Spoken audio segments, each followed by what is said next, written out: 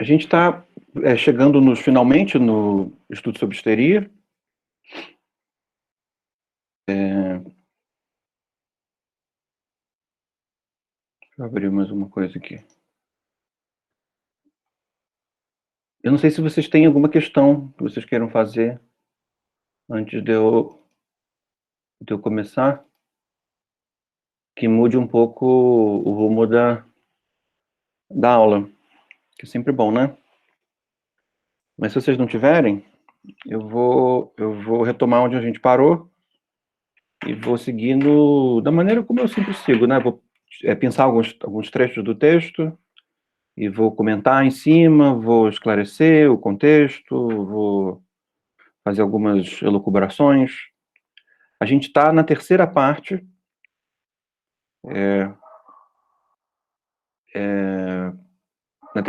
considerações teóricas, no item 4. Essas considerações teóricas foram redigidas pelo Breuer, em diálogo com Freud. No último texto, no último capítulo, que é a psicoterapia da histeria, o Freud retoma uma série de pontos anteriores, discorda, concorda, atualiza. E eu disse a vocês que a nossa próxima leitura seria a Introdução ao Narcisismo, mas é mentira. A gente vai ler primeiro o caso Dora, tá? Antes de ler a Introdução ao Narcisismo. E depois dali, a gente vai ler um texto que eu achei o PDF dele, que é, não sei se a Gabriela tem, O Discurso Melancólico. Você achou o PDF desse livro, Gabriela? O Discurso Melancólico?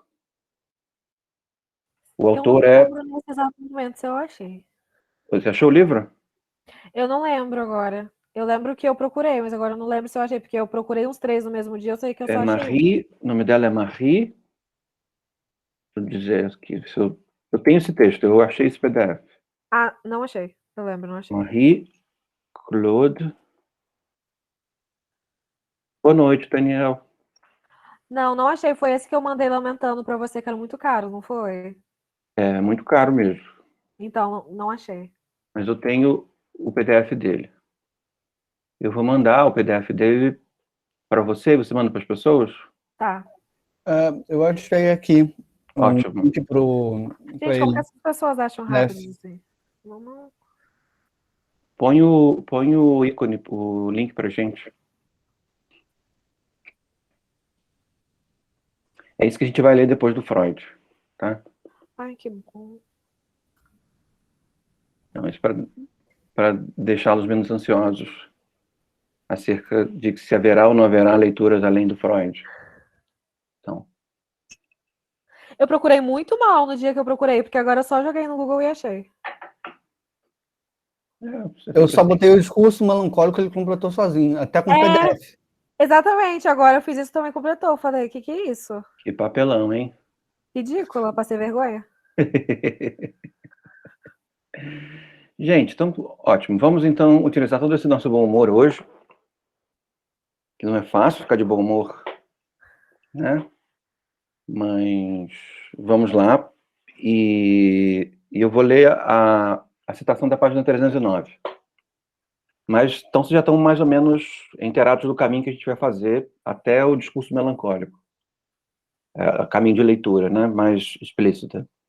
Esse texto Freud, o caso Dora, Introdução ao Narcisismo. Depois de Introdução ao Narcisismo, nós vamos ao texto do Freud sobre melancolia, que é o Luto e Melancolia. São textos pequenos. Depois do Luto e Melancolia, vamos ao discurso melancólico, tá?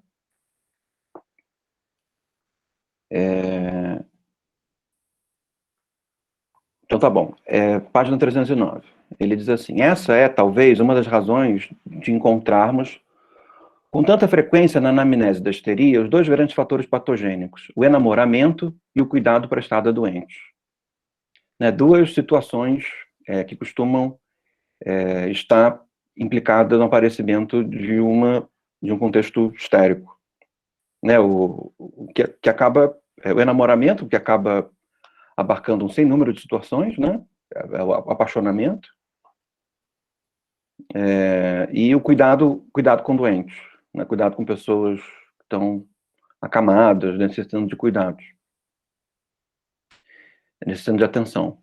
No primeiro, o pensamento ansioso no ente amado, ausente, cria o arrebatamento, o desvanecer da realidade circundante, e em seguida a paralisação plena de afeto do pensamento. O ente amoroso ausente gera a repetição na ideia dele como ideia fixa, né? Não sei se vocês aceitaram a minha sugestão de leitura, mas eu sugeri a você algumas aulas atrás o fragmento de um discurso amoroso do Barthes, do Roland Barthes, que é um texto primoroso sobre esse jogo de encontro e perdimento que a dinâmica amorosa implica. Num certo sentido, o amor, né, a dinâmica amorosa, o apaixonamento, é um dos grandes capítulos da melancolia. De certa maneira, o discurso melancólico se desenvolve impulsionado pelas desventuras do apaixonamento. E o Barthes é ótimo em conseguir pescar em situações diferentes, em textos diferentes, esses impasses, né, que são impasses que vão redundar num tipo de melancolia, né, buscar o ser amado e não conseguir, ou conseguir o ser amado e não se sentir suficientemente amado, ou conseguir o ser amado e achar que não ama mais, uma série de situações, que são situações que implicam uma espécie de revolvimento numa ideia fixa, que traz consigo a produção, pelo menos o início da produção de uma bruma melancólica. Então, boa parte da graça do enamoramento, do apaixonamento, pelo menos na nossa cultura, está diretamente ligada à melancolia que ela é capaz de despertar, né? Mesmo o amor bem-sucedido, ele traz consigo uma espécie de pressão melancólica no fato de que o mundo pode separar esse amor, né? As pessoas podem morrer, podem adoecer, podem ser mandados para a guerra, podem se desviar por acidentes, né? Então, mesmo encontro bem-sucedido, ele acaba sendo tornado magnânimo, né? Em função de alguma melancolia que ele é capaz de despertar. Lembrando agora das cartas a D mudo, que é um texto que um filósofo francês escreveu para a esposa dele, com quem ele viveu a vida inteira, e ela faleceu, e ele está entre a melancolia e o suicídio, né? Ele escreve uma longa carta para ela, e é uma carta melancólica acerca de uma relação que foi profundamente bem-sucedida, né? E aí, isso com relação ao amor, no que diz respeito ao cuidado, ele diz assim: o cuidado prestado a doentes, pela tranquilidade exterior que o acompanha, a concentração num objeto, a escuta da respiração do doente, estabelece efetivamente as mesmas condições de muitos métodos de hipnose e preenche com o afeto de angústia o estado crepuscular assim produzido. De certa maneira, também o cuidado com o doente cria uma situação repetitiva em que, de alguma forma, uma ideia fixa retorna constantemente, que é a ideia de que o paciente pode ter morrido, né? O ente querido de quem se cuida pode ter morrido, né? Então, sobressaltos, quando a respiração parece que falha, um sentimento ambivalente entre o cuidado com o doente e o sofrimento que é cuidar de um doente, e talvez uma das situações mais problemáticas, né, nesse tipo de situação, que é o alívio que a morte do doente, via de regra, traz, ao mesmo tempo em que se sente culpa por esse alívio, porque, afinal de contas, via de regra, se ama aquela pessoa cuja morte foi um alívio, né? Então, como eu disse a vocês, o sentimento de culpa, né, o que o Breuer e o Freud chamam de sentimentos contraditórios, mas que eu acho que fica melhor Eu não sei nem se eles falam de sentimentos contraditórios, eles falam, acho que, de sentimentos concorrentes, né? Sentimentos conflitivos, que eu acho que pode ser melhor expresso pela ideia de sentimentos ambivalentes. Sentimentos ambivalentes estão na raiz, da melancolia, né? Num certo sentido, os sentimentos ambivalentes, eles nos dão uma percepção, digamos assim, mais apropriada sobre a realidade. E essa percepção mais apropriada sobre a realidade, não estou dizendo que não deforme em alguma medida, que a melancolia não deforme a realidade, mas a melancolia, ela, digamos assim, idealiza menos a realidade. Então, no processo de idealizar menos a realidade assume um gosto, um interesse, a partir das suas características menores, né? A melancolia meio que transforma a realidade num jogo impressionista, ou seja, que os detalhes, né, os elementos mínimos, se tornam o gosto do mundo. E o gosto do mundo está diretamente ligado ao fato de que o mundo nos faz sentir de maneiras ambivalentes, ou seja, nem tudo é bom, nem tudo é mal, nem tudo é prazeroso, nem tudo é ruim, percebe? Existe um grande amálgama brumoso em que é difícil distinguir com clareza um sentimento bom de um sentimento ruim. E claro que o aprofundamento disso pode gerar, digamos assim, os quadros patológicos, ou mesmo os quadros que nós temos nos ressentido muito, que são os quadros de direcionamento da agressividade produzida pela melancolia para fora, né? Para o mundo, para a relação com o outro.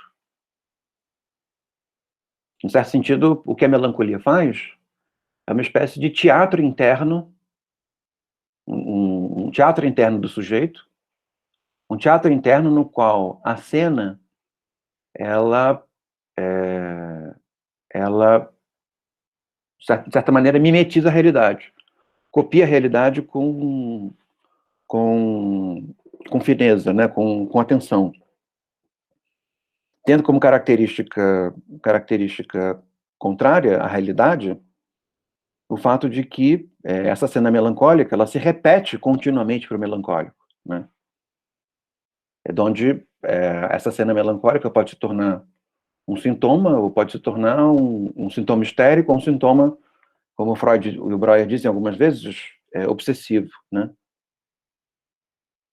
Como acontece no amor, como acontece no contato com os doentes, como acontece em certas frustrações, né? Página 311. Se um sintoma físico é causado por uma ideia e sempre volta a ser desencadeado por ela,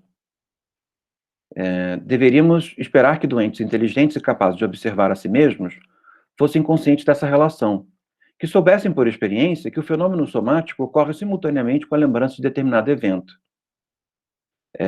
Porque se a causa do fenômeno histérico, como tudo aquilo que se dá no âmbito da melancolia, é uma ideia, seria natural nós pensarmos que aqueles que estão habituados com ideias, né, pessoas mais inteligentes, teriam mais consciência desse processo. O que ele está querendo dizer é que não. Que justamente a própria inteligência pode servir como um modo pelo qual essas ideias melancólicas, que vão se tornar histericamente dores físicas, né, somáticas, justamente a inteligência pode ser uma das formas pelas quais essas ideias se escondem, né?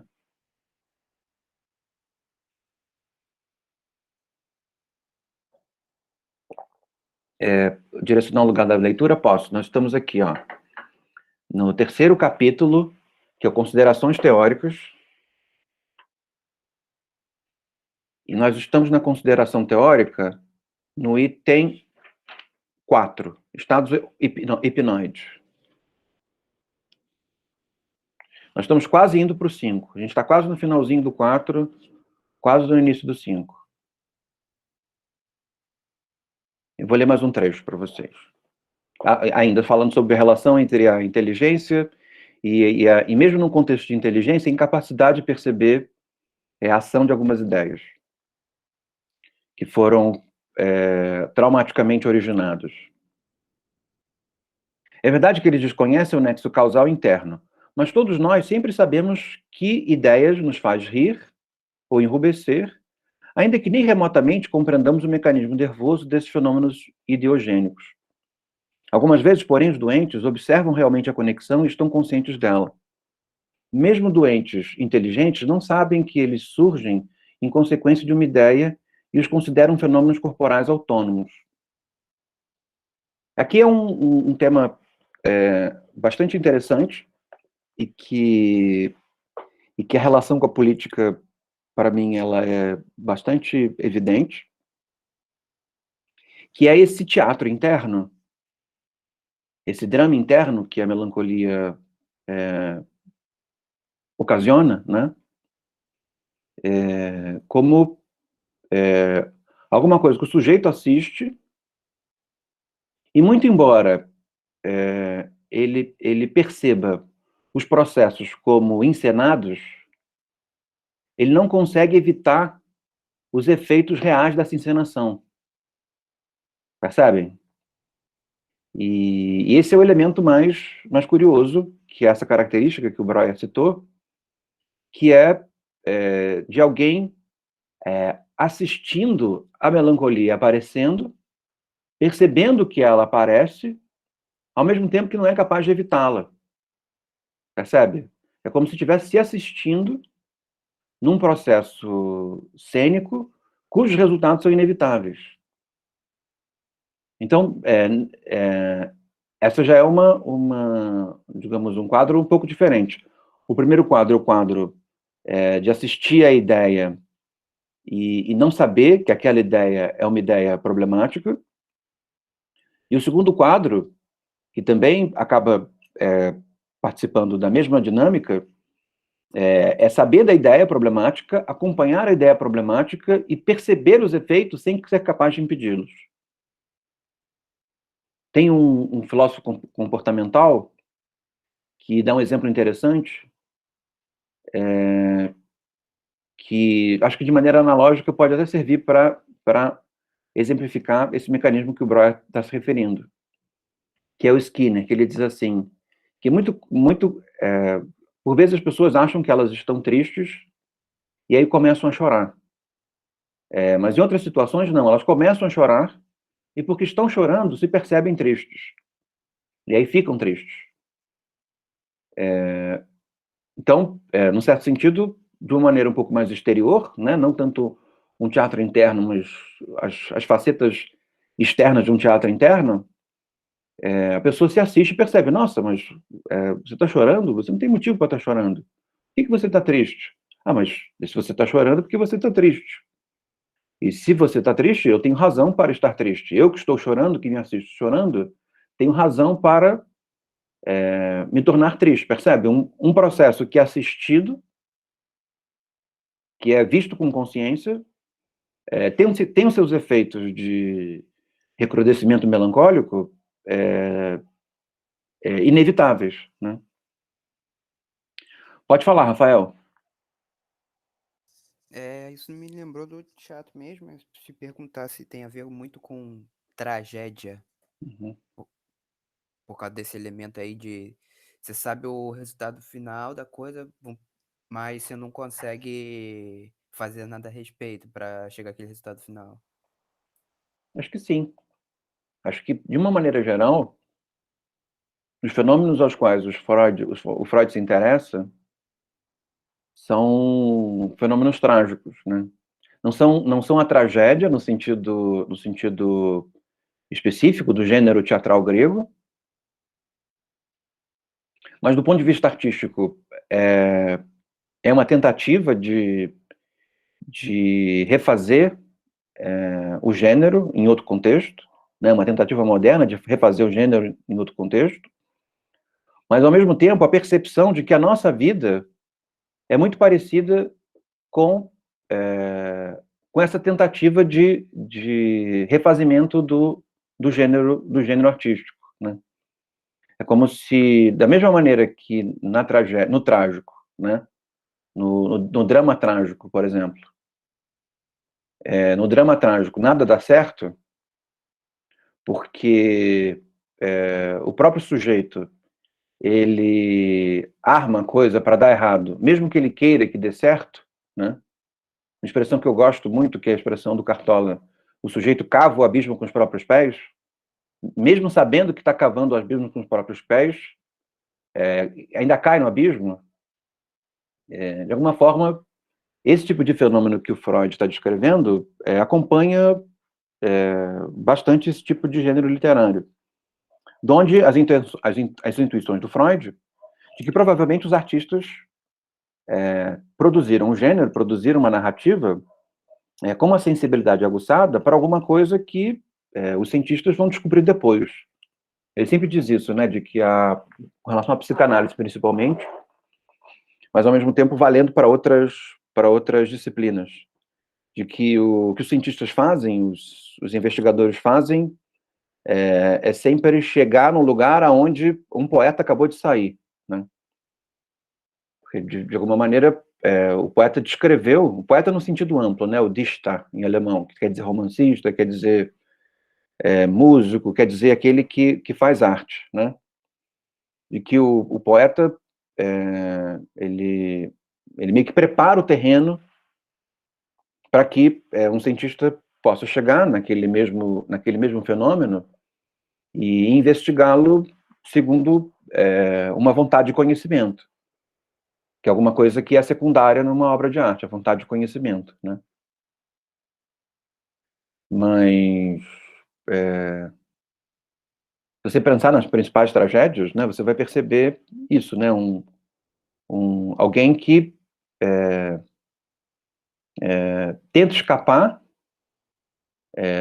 de um destino do qual ele mesmo é a causa, né? Então, isso é bastante semelhante à estrutura da melancolia, que no fim das contas é a estrutura do sentimento de maneira geral, de que os nossos maiores sofrimentos são causados por nós mesmos, muito embora nós não quiséssemos causá-los, né? E, de certa maneira, nós nos assistimos causando os maiores sofrimentos que nos vitimizam, por assim dizer. Então, ao mesmo tempo, isso confere um gosto para a vida, porque a vida assume, digamos assim, uma carga de sentimentos ambivalentes que são complexos, né? Toda a vida acaba sendo muito complexa, e nesse sentido, toda a vida é bastante admirável, ao mesmo tempo em que também são produzidos problemas insolúveis, né? E nesse sentido, a terapia, no sentido, a psicoterapia que o Freud julga que está criando para lidar com a histeria, ela, de certa maneira, julga minimizar o aspecto trágico da vida, né? Não consegue minimizar completamente, porque o aspecto trágico da vida vale também para o analista, vale também para o médico. Então, o médico, ele quer curar, e aquilo que ele não consegue curar, ele mesmo causa a incapacidade de curar. Então, digamos que essa maldição trágica, ela também está no lado terapêutico, mas a grande questão da investigação sobre as ideias é diminuir essa potência trágica em função da consciência acerca do mecanismo pelo qual as ideias passam, né? E o curioso também é que, muito embora isso possa ser feito sozinho,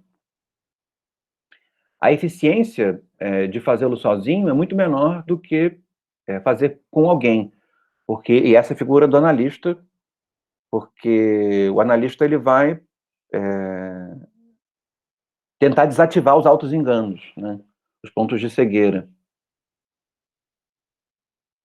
É como se o lugar do analista fosse, de certa maneira, desativar algumas armadilhas trágicas.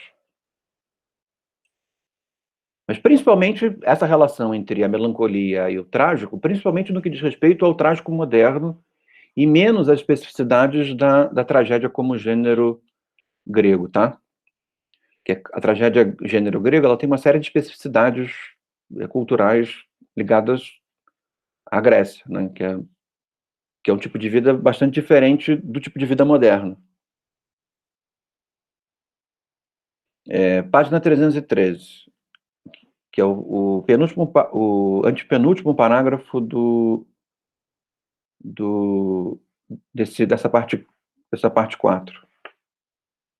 Ele diz assim: mas se este é o caso, se a lembrança do trauma psíquico, a maneira de um corpo estranho, continua atuando como agente afetivo muito tempo após sua intromissão, e ainda assim o doente não tem consciência nenhuma dessas lembranças e de sua emergência, então devemos admitir que ideias inconscientes existem e atuam. Esse pedaço é bastante importante. Porque que ideias são essas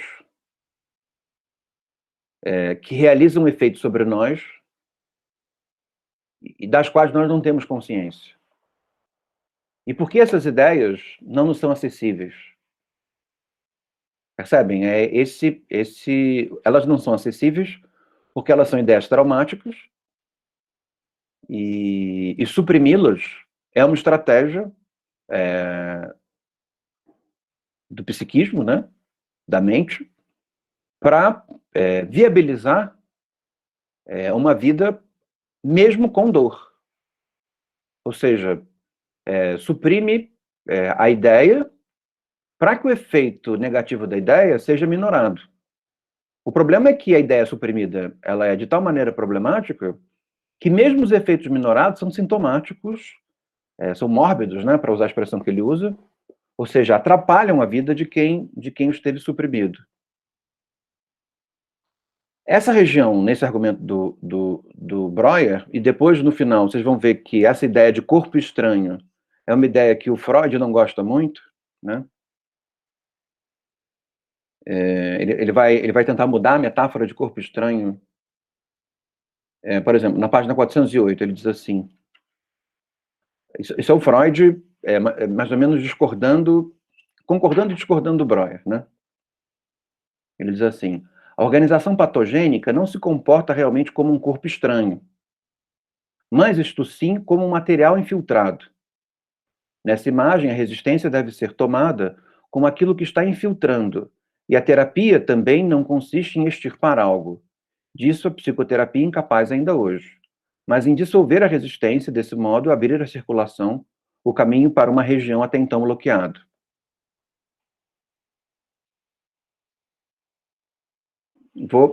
Mas então, espero que fique clara essa ideia, né? De que para o Breuer, a ideia se tornou inconsciente, porque foi preciso que ela se tornasse inconsciente para viabilizar o equilíbrio psíquico de quem sofreu o trauma. Mas essa viabilização, ela não é perfeita. Ela traz consigo ideias fixas, ela traz consigo repetições, ela traz consigo somatizações, né? A presença de ideias se tornando dores no corpo. E é por isso que a investigação terapêutica se faz necessária.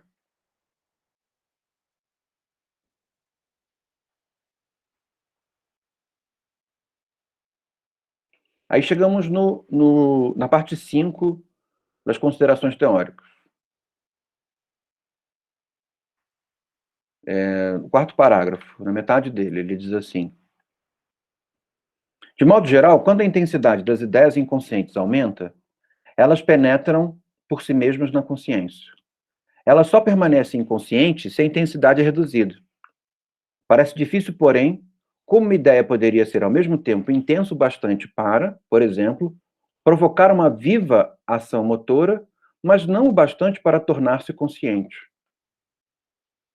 Eu vou ler alguns pedaços que ele vai examinando a mesma ideia e mais para frente eu comento esses trechos, tá? Porque ele desenha uma concepção curiosa de inconsciente, que é uma concepção da qual o Freud vai se desviar logo no começo. Mas, ao mesmo tempo, é uma concepção curiosa de inconsciente.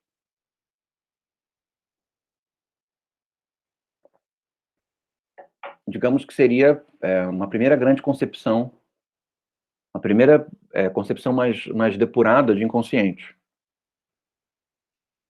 Ele diz assim: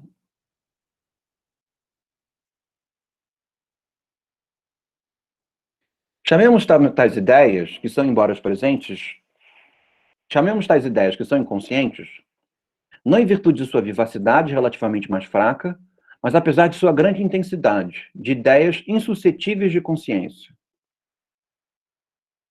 Percebem? As ideias inconscientes são inconscientes porque elas são intensas demais, mas uma qualidade de intensidade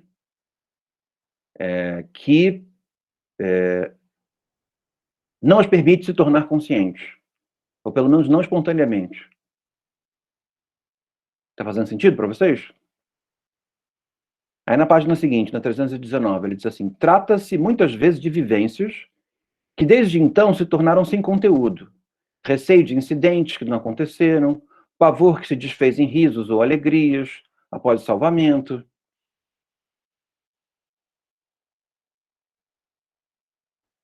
Aí na 321 ele diz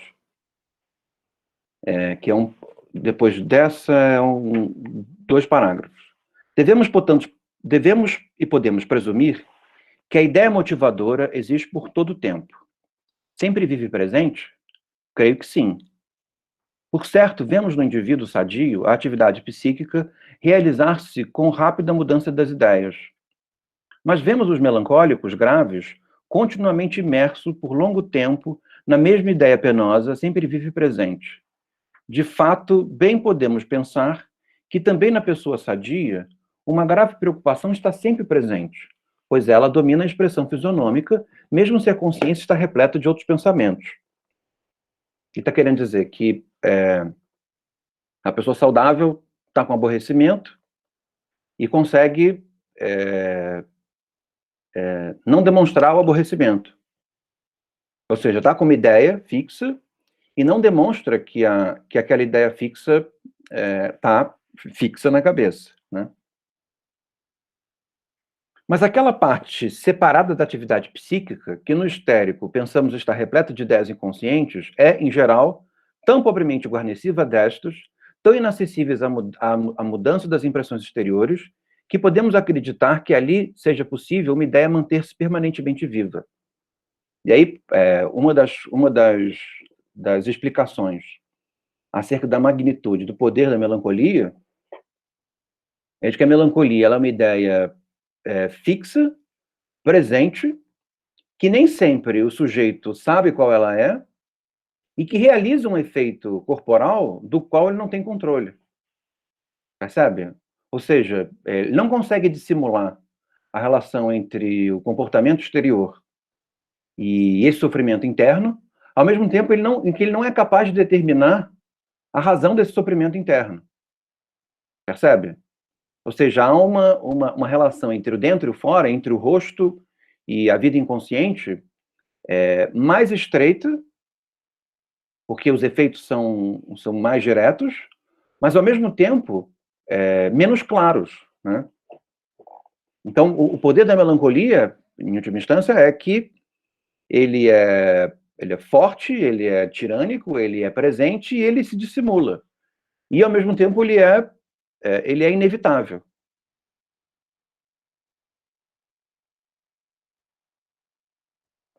Isso leva o Freud, em outro momento da obra dele, a dizer, por exemplo, que nós não somos senhores do nosso castelo.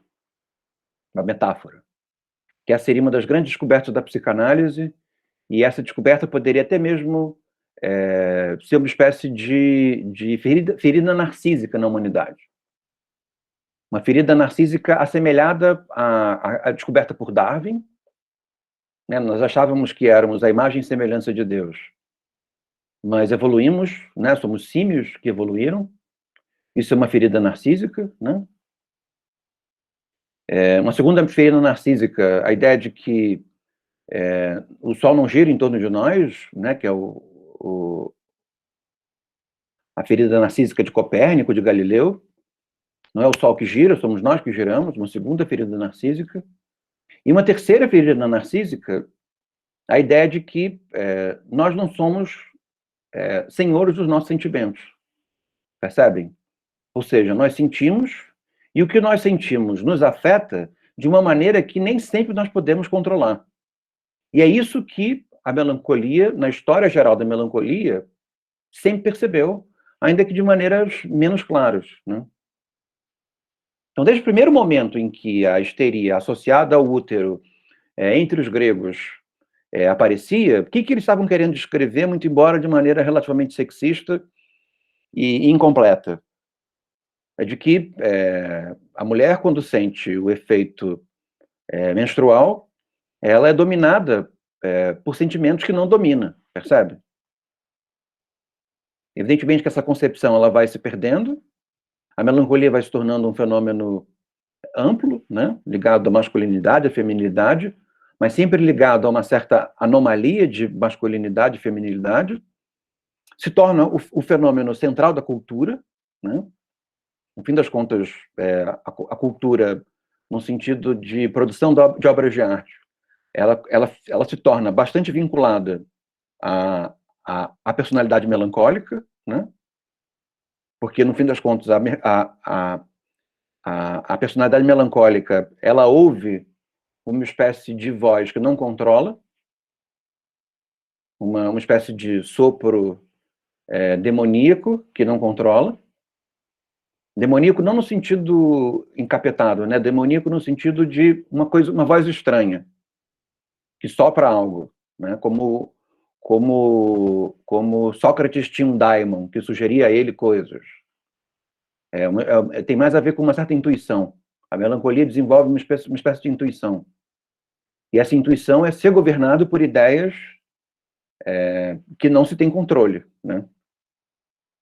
Onde também a genialidade desenvolvida a partir do tema da melancolia e questões dessa natureza, né?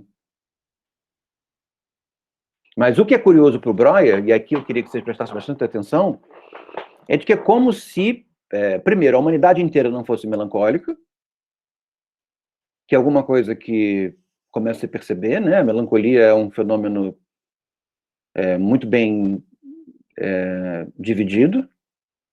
Evidentemente que há pessoas mais ou menos melancólicas, mas a melancolia ela atravessa a humanidade de uma maneira muito bem equilibrada.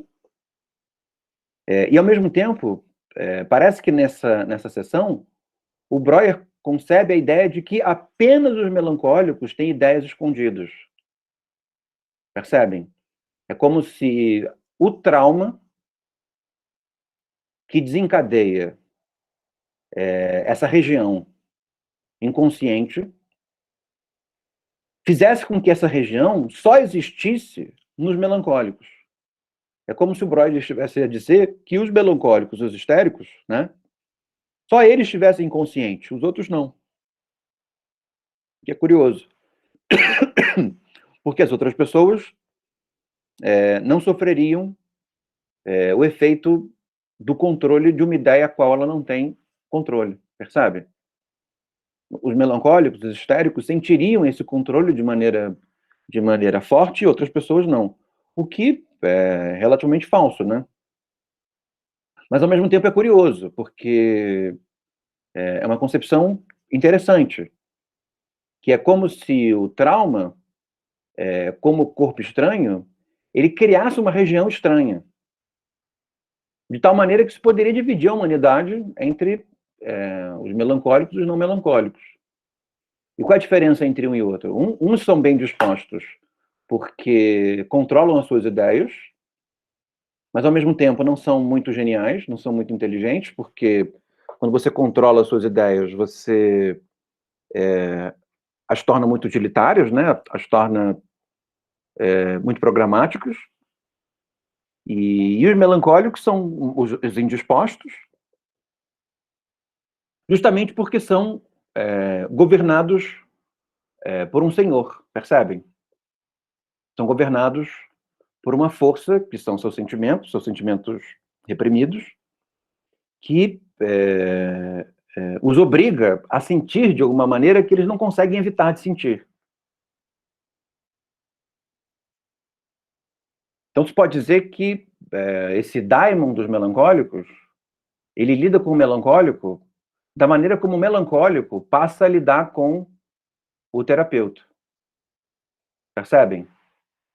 Porque o melancólico começa a lidar com o terapeuta de um modo a que o terapeuta decifre a ação dessas ideias, desse daimon, e torne claro para o melancólico essa ação, dando ao melancólico a possibilidade de controle sobre ela. Percebe? Ou pelo menos de desativação dos efeitos. Mas para isso acontecer, para que o terapeuta tenha esse grau de precedência sobre o paciente, é preciso que o terapeuta, inicialmente, se renda à fala do paciente, percebem? Então, se o paciente não for, pelo menos em algum momento, o senhor tirânico do terapeuta, o terapeuta nunca vai ter a precedência sobre o paciente a ponto de revelar o próprio daimon. Ou seja, num determinado momento, pelo menos no momento inicial, o paciente é o daimon do terapeuta, percebem? É aquele que vai controlá-lo e fazê-lo de uma certa maneira, tendo como condição o aceite, né? Qual aceite? Eu aceito ouvi-lo, eu aceito me disponibilizar a ouvi-lo e a interpretar aquilo que ouço. Evidentemente que a partir do momento em que uma cura ela é obtida, essa relação de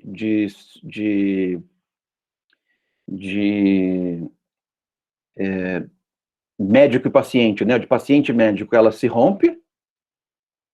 A partir do momento em que o melancólico tem acesso às suas próprias ideias, as torna conscientes, esse vínculo ele se quebra, e há talvez uma vingança do terapeuta com relação ao melancólico. Que vingança é essa? Teorizar sobre a melancolia. Percebe? O terapeuta não oferece interpretações para o melancólico, diretamente, mas depois oferece interpretações da melancolia do ponto de vista teórico. Que é uma maneira, se não de maneira direta, pelo menos de maneira ampla, de se vingar contra a melancolia, né? Porque o que a melancolia quer? A melancolia quer ser ouvida. O que a melancolia quer? Ela quer que haja disposição a interpretá-la. O que a melancolia não quer? Que seja dada uma interpretação. Por que a melancolia não quer que seja dada uma interpretação? Porque dar uma interpretação à melancolia é reduzir a melancolia. Percebem?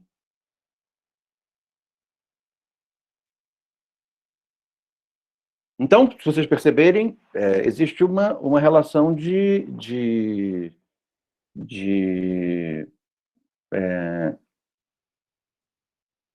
domínio, né? De domínio e perda de domínio. Espero que tenha ficado claro para vocês. Mas o que é mais curioso, então, dessa percepção do Breuer é pensar essas ideias como um corpo estranho e a inconsciência como um privilégio. Percebe? O inconsciente como um privilégio. Evidentemente que você observar, qualquer pessoa tem ação do inconsciente sobre as atitudes dela, o comportamento dela. Mesmo ela não sendo especialmente melancólica. Mas no melancólico isso é problemático, né? Essa é a diferença. O que pode dar a sensação de que a inconsciência seja o privilégio do melancólico. Que é um pouco onde, me parece equivocamente, o Breuer desenha uma hipótese da qual o Freud discorda, muito embora a hipótese do Breuer seja também bastante interessante. Muito embora me pareça equívoca, né? Porque realmente parece que, ao mesmo tempo que o melancólico não tem alguma coisa, que é a disposição, a vontade de viver, o entusiasmo, parece que o melancólico tem alguma coisa que os outros não têm, né?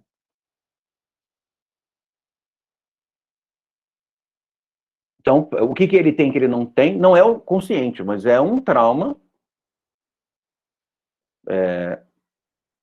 com um tal grau de especificidade que é capaz de produzir ideias que controlam outras ideias ou maneiras de sentir.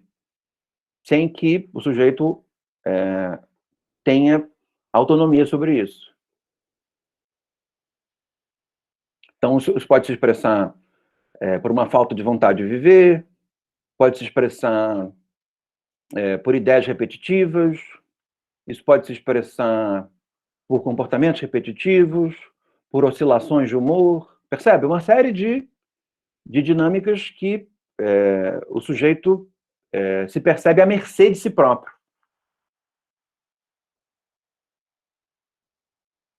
Faz sentido para vocês? Então, de certa maneira, todos estão à mercê de si próprios, seria o que Freud diria. Mas tentando compatibilizar essa ideia com a ideia do Breuer, é de que todos estão à mercê de si próprios, mas uns com mais tirania do que outros. Uns com mais arbitrariedade do que outros. Porque o que o trauma faz é gerar uma espécie de senhor autoritário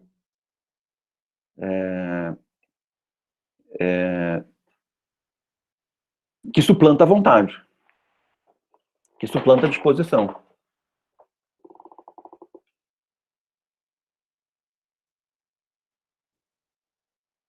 E a cultura dá expressões das mais diferenciadas para esse tipo de relação.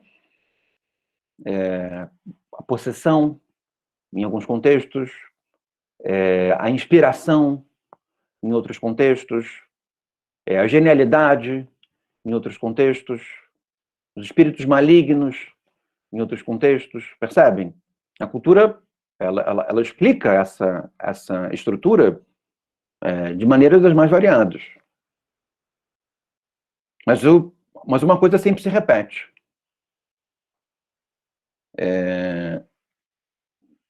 Que é isso que o Freud chama de uma ferida narcísica. Né? Nós não estamos no comando. Talvez seguindo essa ideia de ferida narcísica e mudando um pouco o rumo da prosa, talvez a própria questão ambiental possa servir como uma quarta ferida narcísica, né? Porque nós achávamos que não éramos capazes de causar um mal tão profundo a ponto de significar nossa extinção, né? Nós não tínhamos poder suficiente para causar a nossa extinção. E, de alguma maneira, nos percebermos com esse poder, ao mesmo tempo que nos coloca numa posição narcísica, sim, somos muito poderosos, nos coloca numa posição narcísica burra, né? Porque, sim, somos tão poderosos e, por isso, tragicamente, estamos nos extinguindo, percebem? Talvez isso possa servir também como uma ferida narcísica nova, né? Ao mesmo tempo que essas feridas narcísicas, elas podem ser tidas também como causas de melancolia, né? Por que eu vou ter filhos se o mundo vai acabar? Percebe? Por que eu vou me ocupar com estudos, com interpretação da natureza ou da humanidade, se a humanidade está desaparecendo? Qual é a utilidade disso? Percebe? E esse sentimento pode ser mais forte do que nós, de tal maneira que nós sejamos incapacitados de produzir em função de algo que nos governa a partir de uma ferida narcísica, né? Isso tem acontecido, eu tenho ouvido as pessoas conversando muito sobre a ideia do contato, né? Do contato com outras pessoas. Aos poucos nós temos que retomar os contatos, né? Nós temos que ter uma vida, mas para quê? Percebe? E aí, se esse para quê é um para quê que nós governamos, digamos que o nível melancólico é baixo. Agora, se esse para quê é um para quê que nos governa, né? Nós simplesmente não conseguimos mais ver sentido nas relações, por mais fúteis que elas possam ser, surge uma bruma melancólica, na qual se interpela a natureza dos contatos, ou seja, um uso ainda útil da melancolia, que é nos colocar numa posição crítica acerca da nossa realidade. Ao mesmo tempo, pode ser que essa bruma crítica seja de tal maneira pesada que ela controle o nosso ânimo, controle as nossas ideias, percebem? E aí, no sentido, ela se torna mórbida.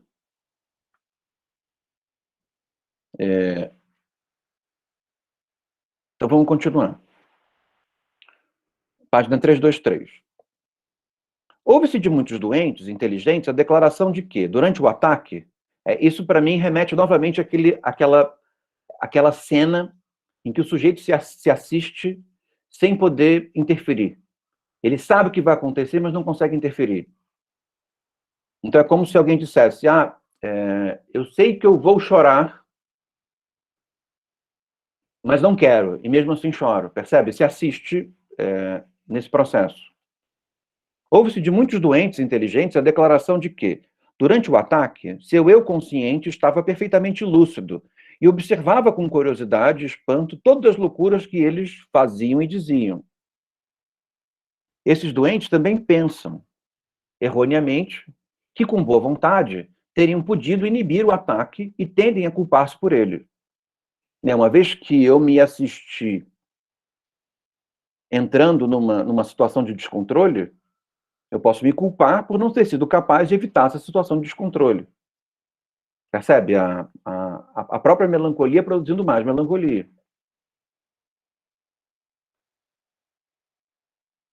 Aí ele diz no parágrafo seguinte, a parte cindida, citando o Fausto, do Goethe, a parte cindida da psique seria essa hipótese de que o inconsciente apareceria a partir do trauma, que é uma hipótese da qual Freud vai se desviar.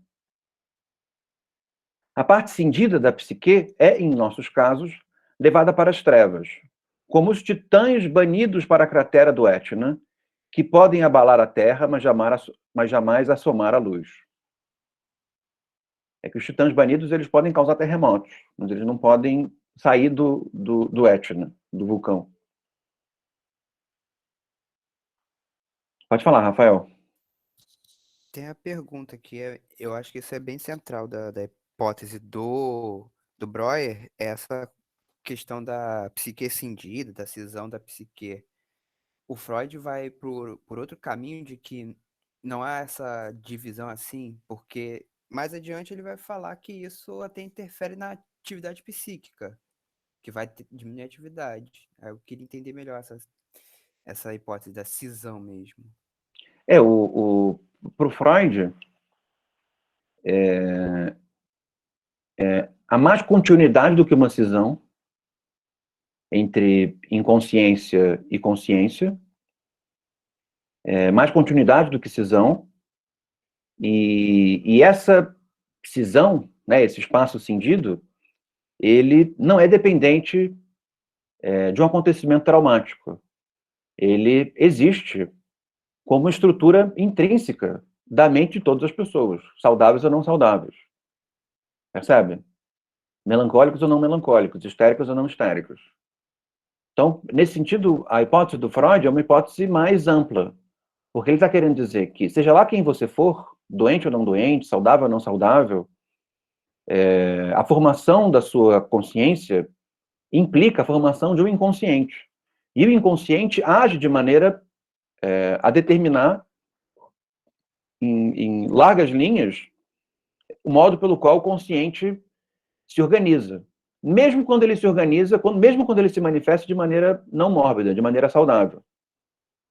O ponto do Breuer, que destoa um pouco desse, mas ao mesmo tempo é uma hipótese muito interessante, é dizer que a inconsciência ela começa a existir a partir do momento em que há um trauma. E o que o trauma faz? O trauma inaugura o lugar da inconsciência, ou seja, o lugar daquelas ideias que acabam determinando a trajetória do comportamento de outras ideias. O que é legal na hipótese do Breuer, me parece, é uma espécie de especificidade do comportamento melancólico e, ao mesmo tempo, a explicação da falta de, digamos assim, de reconhecimento que algumas pessoas têm com relação à hipótese do inconsciente, né? Porque um certo comportamento saudável gera, para a maior parte das pessoas, ou mesmo que o comportamento não seja saudável, mas seja um comportamento, digamos assim, ao qual a pessoa não tem muita atenção aos resultados, né, o que provoca, um comportamento meio distraído, né? Gera um não reconhecimento na ideia de que existem ideias que provocam determinadas maneiras de sentir. Ideias essas que não se tem domínio sobre elas. Então é muito comum, né, mesmo no âmbito contemporâneo, que essa narrativa de que há algo dentro de nós que determina os nossos comportamentos soe muito como estranha. E ela soa como estranha por quê? Porque no comportamento saudável, o descompasso entre as ideias inconscientes e as ideias conscientes não é um descompasso considerável. Ou seja, falando na metáfora do Freud, o aparelho psíquico ele funciona sem que haja nenhum tipo de soluço, né, para usar um tema do Brasil contemporâneo. Né? A máquina, em nenhum momento, engasga. Então, essa percepção, a maneira como Freud relata, o Breuer relata esse problema, é interessante para explicitar uma certa falta de identificação com a presença do inconsciente por parte de algumas pessoas. Ou seja, o inconsciente se torna perceptível, e isso induz o Breuer ao erro, a partir do momento em que existe um trauma considerável que produz afetações mórbidas no comportamento. Percebe? Daí, desviar-se do inconsciente se torna impossível. Então, a presença da melancolia é uma presença que faz a presença do inconsciente se tornar inultrapassável. Agora, sem a melancolia, ou com um nível muito baixo de melancolia, é como se não houvesse inconsciente. Percebe? Por quê? Porque há o inconsciente, mas a relação entre as ideias inconscientes e as conscientes é de tal maneira benigna que o inconsciente não se torna explícito. Esse é o ponto. Então, eu estou tentando juntar as duas hipóteses, tá? Mas, de maneira esquemática, para o Breuer, o inconsciente aparece apenas no momento em que há uma patologia, e para o Freud, não. Para o Freud, o inconsciente não é adstrito a um quadro patológico. O inconsciente ele faz parte da organização psíquica de todas as pessoas. Fez sentido? Uhum, sim, sim. Tá.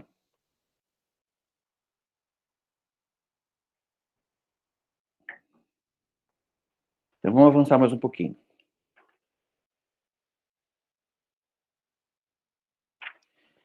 Ele diz aqui na página 327. Ele está dizendo que ele gostaria de formular o ponto de vista dele. Aí ele diz: a cisão da consciência não ocorre porque os doentes são fracos da mente.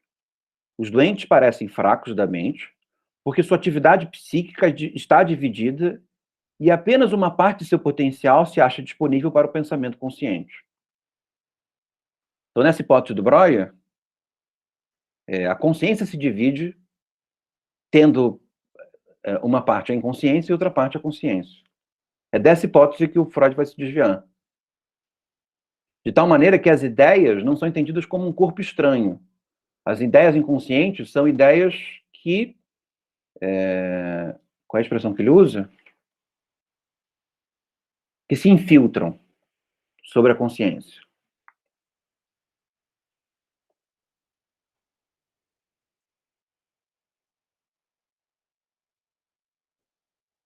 Na página 329, ele dá o exemplo da Santa Teresa d'Ávila, que ele a diagnostica como uma santa histérica. A Penguin, Companhia das Letras, publicou em língua portuguesa os textos da Santa Teresa d'Ávila. Eles são muito interessantes, se vocês tiverem curiosidade de ler. Página 337. Ele diz assim: de fato, a impressionabilidade dos histéricos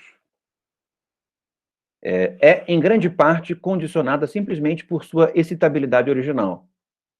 Essa excitabilidade significa sensibilidade, tá? O que significa excitabilidade? Aparentar ser mais sensível do que os outros.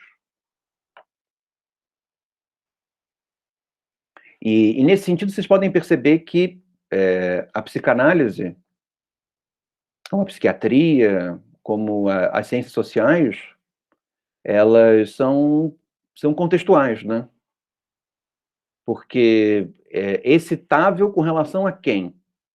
Dependendo do contexto onde você está, a excitabilidade das pessoas varia, né? Por exemplo, aqui a gente faz muito barulho nos lugares públicos. Então, a nossa excitabilidade ao barulho no lugar público é uma excitabilidade bastante resistente, né? Para você se incomodar com barulho em lugares públicos aqui, tem que estar tendo uma zoeira muito grande, percebe? Tem um elemento contextual. Pode ser que você vá para um outro contexto e você seja o barulhento, percebe? Porque você está tão acostumado a uma excitabilidade, a uma resistência tal, a excitabilidade sonora, que você vai para um outro lugar e não se dá conta de que as pessoas são muito menos afeitas ao barulho que você, percebem? Então, vocês nunca podem analisar esses conceitos do Freud, como também nas ciências sociais, da antropologia, como universais, né? Eles dependem do contexto no qual as comparações são feitas. Então, excitabilidade, melancolia, histeria, sempre se dá com relação a alguma outra coisa que se considera habitual, normal, tá? E, evidentemente, que o conceito de normalidade, ele traz consigo uma série de problemas, né? É como também o conceito de civilizado, como o conceito de homem médio, todos esses conceitos que falam sobre o que seria o aceitável, o melhor, o correto, são bastante questionáveis. Mas, inevitavelmente, nós formulamos alguma maneira de entendermos aquilo que converge para o maior número de pessoas e comparamos o patológico com relação a isso. E o que faz com que o patológico seja patológico é justamente uma certa distância com relação a. Então, pode ser que comportamentos que são vistos como histéricos no nosso contexto não seriam tidos como histéricos em outros contextos. Percebem? Então, histeria, melancolia, excitabilidade não são ideias em si mesmas. Estão entendendo o que eu estou falando? Ou não? Vocês conseguem pensar nas outras disciplinas que vocês estudam e perceber como que esse tipo de raciocínio também é verdadeiro nelas? Espero que sim. Então, vamos lá. Página 337. De fato, a impressionabilidade dos histéricos é, em grande parte, condicionada simplesmente por sua excitabilidade original. Então, porque os histéricos sofreram um trauma muito cedo, eles trazem consigo uma fragilidade especial. Ou seja, eles permanecem excitáveis porque foram excessivamente excitados. Percebe? Isso cria uma dependência de trajetória, cria um círculo vicioso.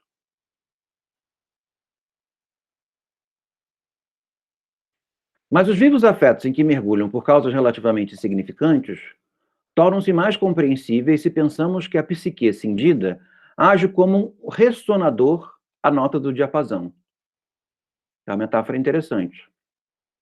Qualquer ocorrência que desperta lembranças inconscientes libera toda a força afetiva dessas ideias não desgastadas e o afeto suscitado é completamente desproporcional àquele que teria surgido só na psique consciente. Então, no momento em que a consciência ativa uma ideia inconsciente, a ideia inconsciente se manifesta de maneira desproporcional. Então, é como quem tem medo de aranha e vê uma aranhazinha pequena e toma um susto descomunal, e começa a chorar e entrar em síncope por causa de um bichinho muito pequenininho. Não é o bichinho muito pequenininho que está assustando, né? O que está assustando é a que esse bichinho muito pequenininho remete inconscientemente.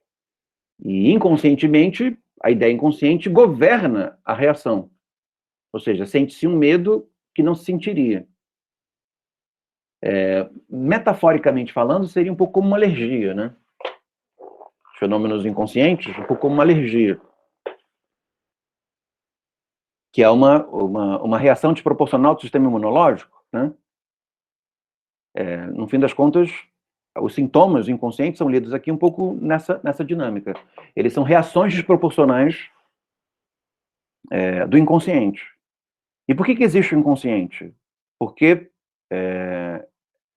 existe uma dinâmica protetiva do aparelho psíquico com relação à excitabilidade.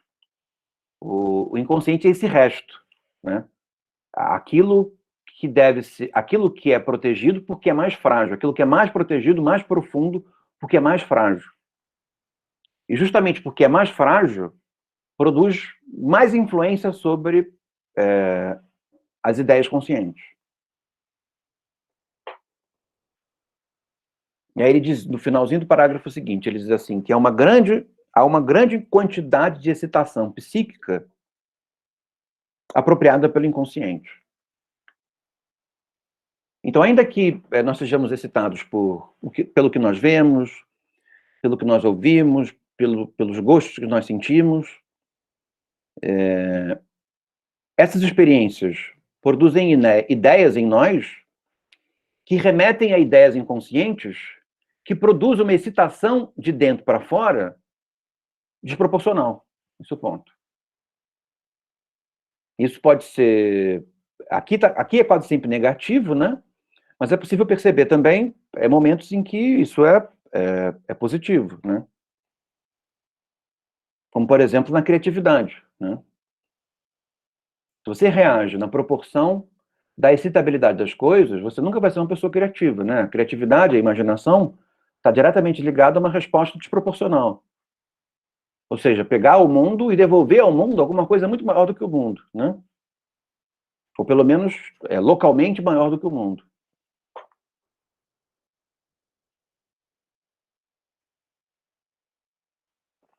No fim das contas, a ciência também é assim, as ciências humanas, sociais também é assim. Você lida com um fenômeno e você não devolve o fenômeno, né? Tal como você foi excitado por ele. Você devolve o fenômeno esclarecido, né? Você devolve o fenômeno pesquisado, você devolve o fenômeno tendo sido observado. Ou seja, você devolve ao fenômeno alguma coisa desproporcional à excitabilidade do fenômeno. Porque o que faz com que classes sociais seja mais relevante do que compra e venda, que seja mais relevante do que violência, do que seja mais relevante do que melancolia, que seja mais relevante do que tribos indígenas, seja mais relevante do que... Percebe? Existe uma certa homogeneidade na excitabilidade dos fenômenos sociais. O que faz com que eles sejam... O que faz com que um cientista se dedique a eles, né? O fato de que, por alguma razão íntima, esses cientistas, esses pesquisadores, vocês, foram tocados pelo fenômeno de uma maneira desproporcional, a que não foi a de outras pessoas. O que faz também com que alguns temas sejam meio moda, né? Ou seja, as pessoas estão mais excitáveis àquele tema porque muito se fala sobre ele, né? Mas o que faz com que, em trabalhos da moda, um trabalho seja muito melhor do que os outros, né? Em termos de esforço, em termos de elaboração interpretativa? No fim das contas, é a excitabilidade. Alguém foi capaz de devolver uma excitabilidade, a excitabilidade que sofreu, desproporcional.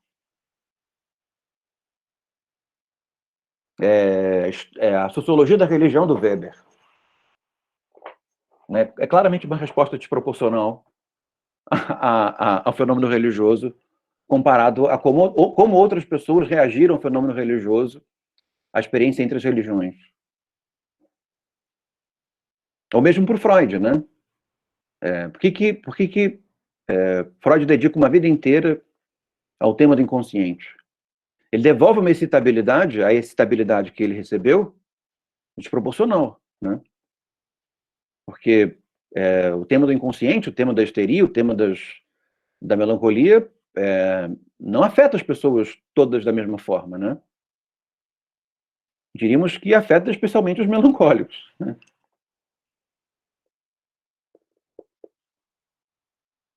Tá bem até aqui? Então, eu vou passar para o item 6, que é predisposição original, desenvolvimento da histeria. Tá? Vamos lá. Segundo parágrafo. Na minha edição é a página 340. Ele diz assim, em geral, nesse momento ele vai começar a aproximar de maneira mais explícita a excitabilidade sexual. E, no fim das contas, o que nos causa mais traumas é a excitabilidade sexual.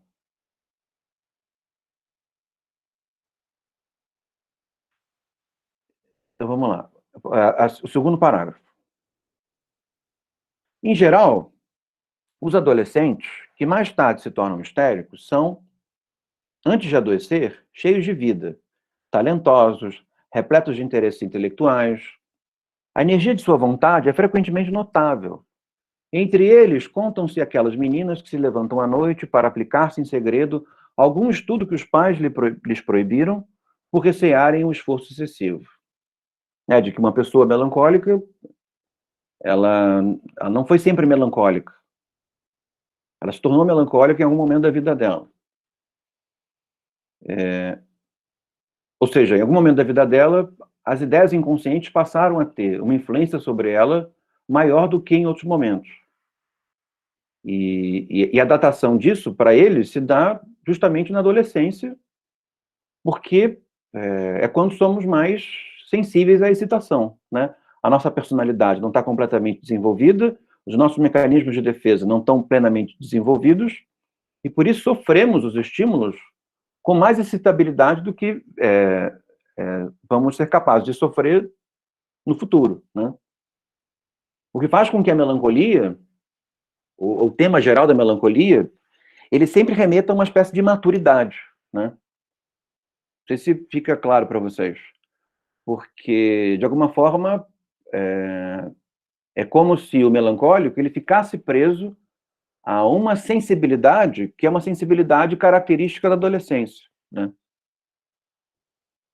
Então, guardasse consigo, não de maneira integral necessariamente, mas guardasse consigo, pelo menos no que diz respeito a alguns assuntos, uma espécie de excitabilidade especial, né? Então, vamos lá. A transbordante produtividade de sua psique levou um de meus amigos a afirmar que os estéreos seriam a flor da humanidade. Tão estéreis, mas também tão belos quanto as flores plenas. Então, por que a flor? Porque o histérico, né? Não o melancólico no sentido geral, mas a histeria dentro do contexto da melancolia. A histeria, ela seria uma flor descomunalmente bela, porque é uma resposta à excitação desproporcional, ao mesmo tempo estéril, porque é uma resposta desproporcional que gera a destruição do sujeito, né? Gera o adoecimento, gera uma espécie de resposta desproporcional que gera esse componente mórbido, né?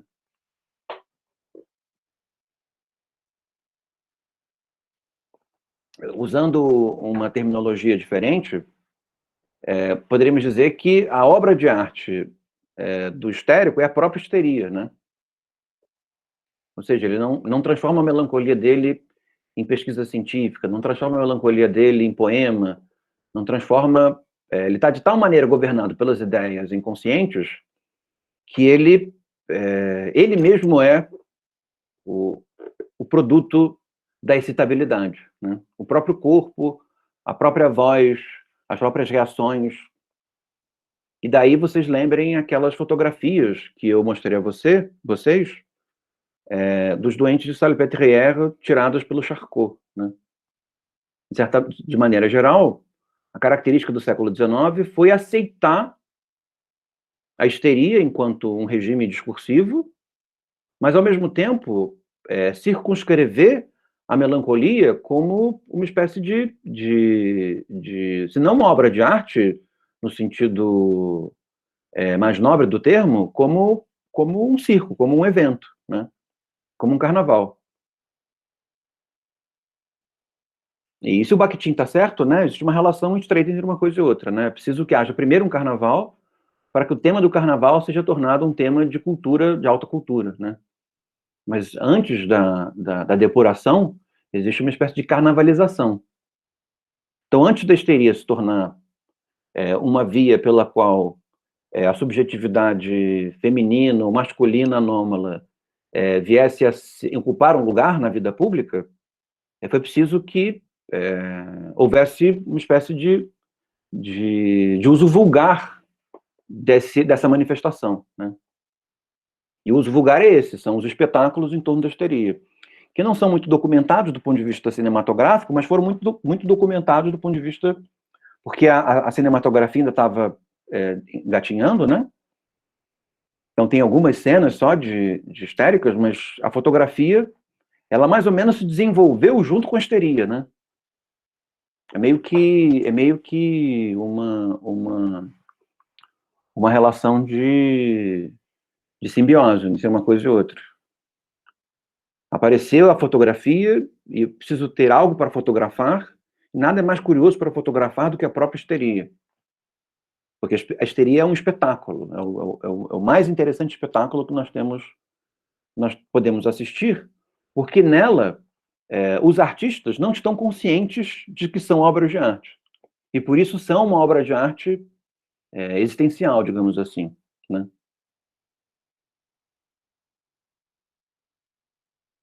Então, continuando no texto, 341. Ele diz: sua vivacidade e desassossego, sua necessidade de sensações e atividade intelectual, sua incapacidade para suportar monotonia e tédio, podem ser expressos também da seguinte maneira: eles estão entre aquelas pessoas cujo sistema nervoso libera, em repouso, um excesso de excitação que requer utilização. Essas ideias reprimidas, essas ideias traumáticas, geram uma excitação que precisa ser utilizada. E se ela não virar alguma coisa, ela vai virar sintoma, vai virar uma dor física, vai virar alguma coisa. Nada se despreza, né? Tudo se transforma. Do ponto de vista energético, segundo esse tipo de concepção. E ele continua: durante o desenvolvimento da puberdade, e em consequência dela, ainda vem juntar-se ao excedente original aquele forte aumento de excitação que advém do despertar da sexualidade, das glândulas sexuais. Então, existe excitabilidade, uma sensibilidade especial pela imaturidade, né, porque ainda não passou pelos desafios da vida, ainda está aprendendo a passar por eles. Então, existe uma excitabilidade que é diretamente proporcional à falta de estabilização da personalidade, né, do eu, do ego. Ao mesmo tempo, uma excitabilidade desproporcional que começa a existir, além pelo recebimento dos estímulos, pela resposta sexual aos estímulos, né? Que é uma resposta acerca da qual o sujeito também não está habituado, né? Um enorme quantum de excitação nervosa livre encontra-se, então, disponível para fenômenos patológicos. Mas para que esses ocorram na forma de manifestações patológicas histéricas, é preciso ainda, evidentemente, uma outra particularidade do indivíduo.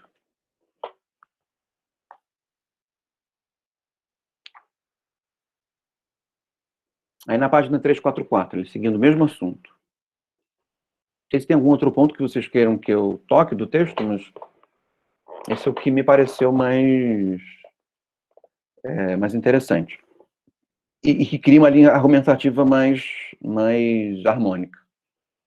Ele diz assim: o excedente de excitação que seu sistema nervoso libera em repouso determina sua incapacidade de suportar uma vida monótona e de tédio. Eu li alguma coisa parecida com isso. Sua necessidade de sensações que, após a irrupção da doença, impele-os a interromper a monotonia da existência de enfermos com toda a sorte de incidentes. Como tais, naturalmente, se oferecem, sobretudo, fenômenos patológicos. A autossugestão os auxilia nisso com frequência. Percebe? Que autossugestão, né? É uma ideia se tornar tão fixa para o sujeito que o sujeito se convence da sua realidade. E isso pode ser mais brando, né, na forma de uma fantasia. Então, um pouco como crianças, né? Imaginam que são princesas e príncipes durante um determinado momento e ficam muito investidas naquela fantasia. Isso é uma autossugestão. Ao mesmo tempo, você pode tomar uma dinâmica alucinatória, que é a autossugestão gerar a experiência externa do objeto inventado, que é o que acontece também na dinâmica conceitual.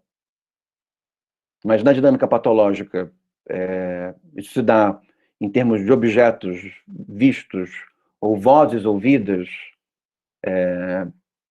cheiros sentidos, né? Tem alguns exemplos de cheiros.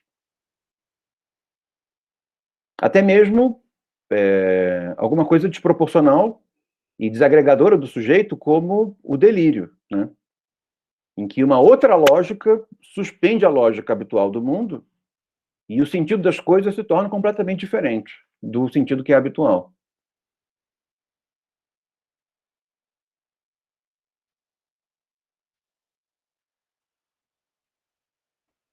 Página 347, ele diz: com isso já reconhecemos a sexualidade como um dos grandes componentes da histeria. Percebe na narrativa desse texto qual é o lugar da sexualidade? O lugar da sexualidade é o lugar em que se torna, digamos assim, se torna inexorável o desequilíbrio, né? É como se antes da sexualidade houvesse alguma possibilidade de equilíbrio, uma facilidade de equilíbrio da relação entre excitabilidade do mundo com relação a nós, a nossa defesa com relação à excitabilidade e a nossa devolução de excitabilidade para o mundo, né? Então eu vejo um solzinho, umas nuvens, uns pássaros, eu lembro deles, protejo um pouco os meus olhos, protejo um pouco a minha expectativa do que pode aparecer no céu e desenho, né? Uma nuvem, um pássaro, uma casinha sorrindo e um gramadinho. Percebe? Há uma espécie de equilíbrio entre o mundo excitando os meus órgãos de sentido, eu aprendendo a lidar com essa excitabilidade e eu devolvendo a excitabilidade para o mundo, a partir de manifestações, agilidade, atividade, criatividade, imaginação, trabalho, né? Mesmo pequeno, mas certas formas de trabalho. Percebe? Antes da sexualidade se tornar... E a sexualidade está sempre presente, mas antes da sexualidade se tornar alguma coisa gigantesca da nossa vida, a relação de equilíbrio entre o dentro e o fora, na narrativa do Breuer, parece ser mais fácil de ser conseguida, né? A sexualidade desequilibra, né? Porque a sexualidade, ela produz uma excitabilidade descomunal, porque os órgãos sexuais, eles são plenamente sensíveis, né? Ou seja, eles geram uma excitabilidade descomunal, e essa excitabilidade gera excitabilidade no mundo, né? Ou seja, se começa a sofrer estímulos que não se sofria antes, né? No caso de uma sociedade sexista como a nossa, por exemplo, isso é muito claro no que diz respeito ao amadurecimento das meninas, né? Em que, de repente, elas começam a ser vítimas, né? E aí, essa palavra vítimas com graus diferentes de gravidade, de toda uma série de estímulos violentos que alguns momentos atrás não recebia, né? E Então, isso gera um aumento, segundo essa narrativa do Breuer, um aumento exponencial de excitabilidade que propicia um ambiente emocional traumatizável, esse é o ponto. Então é fácil estar suscetível ao trauma nessa época, né, no começo da puberdade, justamente porque se inicia uma circulação de excitação e de devolução de excitação com relação à realidade num grau de intensidade imprevisto. Né? O que é imprevisível é potencialmente traumático. Né? O que não é habitual é potencialmente traumático, percebem? Então, digamos que o Sol desapareça durante 5 dias. Nós vamos ter uma geração de pessoas traumatizadas pelo sumiço do Sol. Quais vão ser os sintomas que elas vão desenvolver em função desse sumiço? Os mais variados, mas alguma coisa nós sabemos. Diante de alguma coisa fora do habitual, né? Um bom exemplo, a geração que está crescendo com a pandemia, né? Todos nós fomos traumatizados em instâncias diferentes pela adaptabilidade à vida na pandemia. Mas provavelmente aqueles no início da puberdade de uma forma muito mais expressiva do que outros. Né? Quais são os sintomas que vão aparecer? Nós não sabemos, mas uma coisa nós sabemos. Haverá sintomas, haverá adoecimento em função disso. Percebem? Porque é um momento da vida em que a excitabilidade ela é de tal maneira presente que se torna um ambiente disponível ao trauma, percebe? Especialmente sensível, esse é o ponto.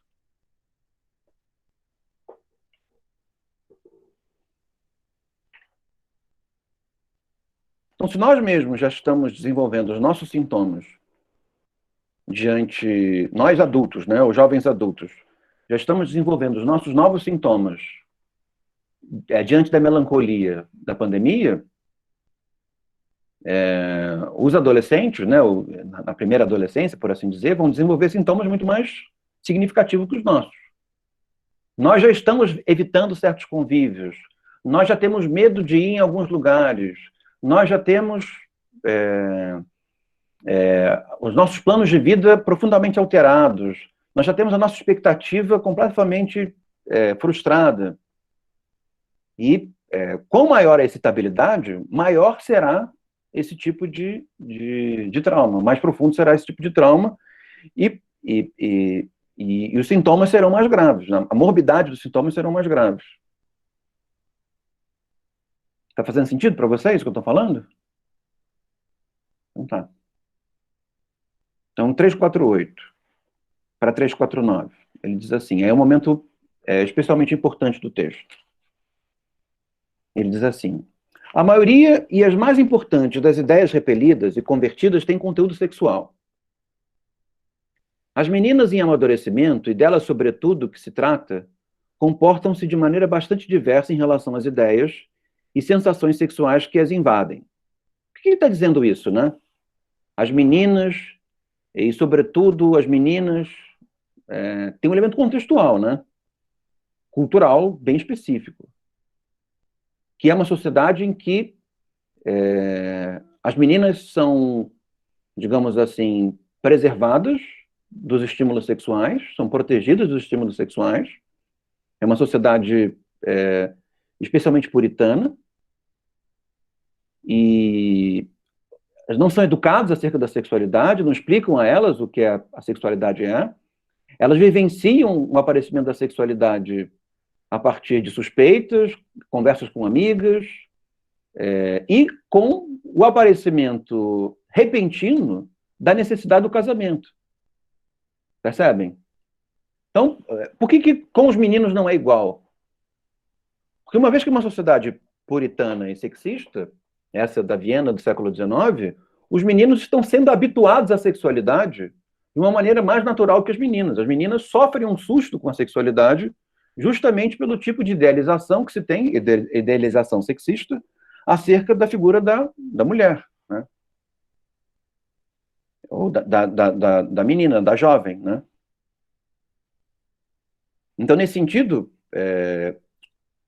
digamos assim, a surpresa com excesso de excitabilidade, para as meninas, é maior do que para os meninos. Esse é o ponto. E isso é alguma coisa que vocês vão perceber, existe esse tom no texto, que é um tom sexista que nos faz entender o sexismo de uma certa época. O que faz com que a feminilidade seja, no século XIX, o forte manancial melancólico. E, ao mesmo tempo, o que faz com que, mesmo que os homens sejam prioritários na criação artística, de que a criação artística nos homens concerna a uma adaptação com relação a uma masculinidade anômala, ou seja, mais próxima da feminilidade, ou mais próxima da homossexualidade, por exemplo. Ou seja, a criatividade, ela pode até mesmo ser viril, mas ela não é viril como a engenharia, não é viril como a guerra. O músico, o poeta, ele é mais feminino que o soldado e do que o engenheiro. Ele está mais próximo das mulheres, dos viciados em drogas, dos homossexuais, do que dos homens de verdade, percebem? O que seriam os homens de verdade? Os engenheiros, os médicos, os soldados, os generais, os chefes de família, né? Faz sentido para vocês esse contexto? O nosso contexto tem disso, mas, né, tem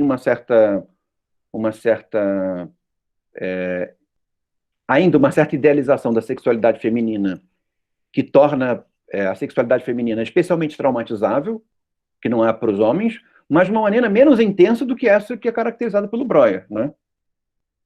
Porque já existe, por mais que se tente suprimir, já existe educação sexual para meninas, já existe fontes de informação sexual para as meninas, seu acompanhamento escolar e coisas dessa natureza. As famílias são mais esclarecidas, conversam sobre sexualidade com seus filhos, né? Ou pelo menos deveria ser assim, né? Então, outras as aceitam como os garotos.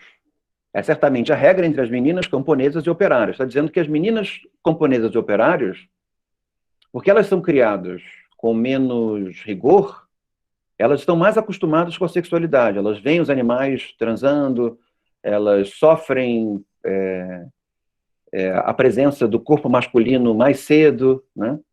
E, nesse sentido, vão se acostumando com a sexualidade de uma maneira que as meninas da cidade, as burguesas, não são. Então, nesse sentido, essas meninas burguesas, elas são especialmente elegíveis à histeria, né? Percebe? A histeria sendo digamos assim, a característica sociológica de um meio, né? Sendo um fenômeno sociológico de um meio. Porque um outro meio produziria um outro tipo de sintoma, um outro tipo de fenômeno, muito embora também tivesse melancolia. Pode falar, Rafael. Aí que vem minha pergunta. É na classe, né? Porque ele fala que é das meninas camponesas e operárias. Também poderia. Aí que vem uma hipótese. Também poderia ser de que essas daí não vão ter acesso a essas pesquisas, porque essas daí vão ser institucionalizadas. Aí que vem a questão que falou do Mobius. Poderia ser uma hipótese dessa também? Eu acho que nesse caso, a partir do momento em que houver a institucionalização de uma educação sexual, as meninas burguesas vão ter uma vantagem com relação às operárias e camponesos. Mas enquanto não há uma institucionalização da educação sexual, uma normalização da sexualidade, as meninas camponesas e operárias acabam tendo uma vantagem no que diz respeito a se preservar dos traumas sexuais, porque elas estão mais habituadas às experiências relacionadas à sexualidade. Percebe? Elas tomaram mais banho com meninos quando eram mais jovens, ouviram brincadeiras de mau gosto mais cedo e entenderam do que estava se tratando. O caso das camponesas, né? Vêm os animais, a sexualidade nos animais, e analogicamente deduzem como é a sexualidade no corpo humano. Mas sim, a partir do momento em que a vida urbana se torna uma vida esclarecida sobre a sexualidade, a vida urbana passa a ter um componente de preservação com relação ao trauma sexual mais vantajoso do que outros contextos, né? Do que, por exemplo, alguém que teve uma educação muito religiosa e só foi ter acesso aos estímulos sexuais mais tarde, de maneira mais assombrosa, né? Percebe? Se assustou mais com o advento da sexualidade. Não sei se foi nesse sentido a sua pergunta. Você quer que eu esclareça mais algum ponto? Não, acho que foi quase isso mesmo. Tá. Quase isso. E gente, por favor, né? Falem, não só o Rafael. As questões dele são muito boas, mas, por favor, dividam com ele o peso das perguntas. Então, vamos continuar. Outras ainda tentam captar, com maior ou menor curiosidade perversa, tudo que as conversas e as leituras lhes trazem em matéria de sexualidade. Né? Algumas pessoas são mais atentas do que outras, né? São mais interessadas do que outras. E, no fim das contas, esse interesse tem um aspecto protetivo, né? Porque no momento em que os estímulos sexuais forem mais presentes, a pessoa está mais consciente do que se trata a sexualidade, né? E, por fim, há as naturezas delicadas, de grande excitabilidade sexual, mas também de grande pureza moral, que sentem essa troca que é especialmente problemática para a histeria, né? Essa relação que é especialmente problemática para a histeria, que é a excitabilidade sexual, que nos é comum a todos, com um componente de pureza moral, que é o que ele chama esse puritanismo, que faz com que as pessoas sintam a sexualidade como alguma coisa errada. Percebe? Alguma coisa deletéria, alguma coisa pecaminosa, né? E isso aumenta exponencialmente a disponibilidade, digamos assim, a fragilidade ao trauma, né? Esse é o ponto. Com sua substância moral como sujeira e mácula, né? Esses reprimem a sexualidade, sua consciência, e as ideias assedia. Pode falar, Gabriela. Não, é porque tem um termo que eles. Eu não sei se eu tô entrando errado, às vezes eu acho que eu tô viajando. Por exemplo, tem um termo que usam para quando a melancolia, algum problema, ele tem essa questão da culpa, de alguma religiosidade ou alguma questão moral mesmo, que já venha, por exemplo, de uma questão religiosa, na maioria das vezes. Mais relacionado ao pecado. Eles costumam chamar especificamente de assedio. Acho que é assim, assedio, eu nem sei como se lê direito. Mas aí eu estava perguntando se seria isso a qual você estava se referindo, na verdade. Mas assedia como assédio? Isso, deve ser isso. Não sei, eu não sei ler. Aquele momento que você lê errado, é ótimo. Mas essa palavra assédio pode entrar nesse contexto? Exatamente. Então, ela pode entrar nesse contexto bem, como talvez num uso um pouco diferente do que a gente tem utilizado no âmbito contemporâneo, que tem a ver com relação de poder, né? Mas aqui tem, digamos assim, o sentido de despreparo, talvez. De não ter as ferramentas adequadas para lidar com os efeitos de certos estímulos. Esse é o ponto. Entendi. Ou seja, não terem sido oferecidas as ferramentas na experiência para que se realizasse uma maturidade emocional para lidar de maneira mais natural com determinados estímulos. Entendi. Esse é o ponto. E isso aqui, no que diz respeito ao contexto puritano, né, da Viena do século XIX para o século XX, começo do século XX. O nosso contexto é um pouco diferente desse, né? Porque o nosso contexto qual é? As informações são desiguais, né?